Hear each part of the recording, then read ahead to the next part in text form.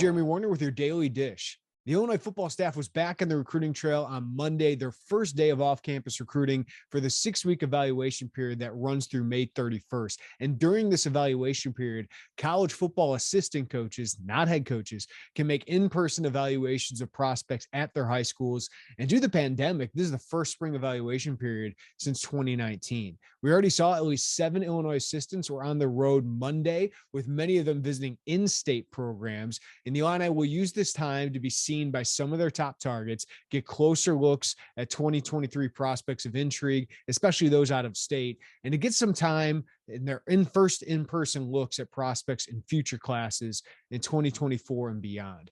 There should be plenty of new offers, plenty of photos at schools of top targets shared on social media. But the thing I'm most interested in is Garrett Loney Jr.'s search for a quarterback in the class of 2023.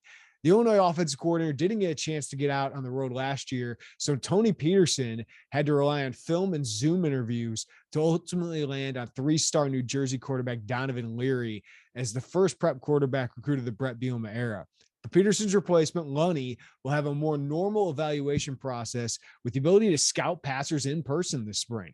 Still, Loney faces some pressure to get this one right after many of his predecessors failed to find a long-term solution at quarterback for Illinois.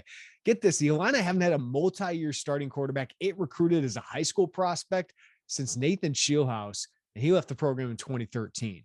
The Illini have relied on the transfer portal for stopgaps, and those quarterbacks still haven't helped Illinois find either the short or long-term success on offense, and it caused a constant churn at the offense coordinator position. Loney told me earlier this month about the evaluation period. I'm not in any hurry at quarterback. We got to get it right. I think you can, through the course of in-person evals, I think it helps certainly get that right for you. So that's going to be critical for us. There isn't pressure on Loney to add an instant impact quarterback for the 2023 season. Those are rare, even among some of the highest ranked quarterbacks in the country. The truth is, Illinois is probably going to have to dip back into the portal to find a replacement for Syracuse transfer Tommy DeVito, or to find an upgrade over Archer Sikowski and the rest of the current Illini quarterbacks. So far, Illinois has only offered 2 quarterbacks since Loney arrived, Brock Glenn and J.J. Cole, and Cole just committed to Iowa State on Monday. And Illinois has a lot of schools they're going against Brock Glenn, who's one of the higher-ranked quarterbacks in the country. Those offered quarterbacks are more traditional pocket passers who can get out of the pocket, make plays when necessary. So Loney seems likely to stick with that mold moving forward. And the next month will allow him a better up-close look at some targets who he hopes could be the long-term solution at the most important position in the program. Illinois has not been able to find that, so we'll see if Loney can do it this spring.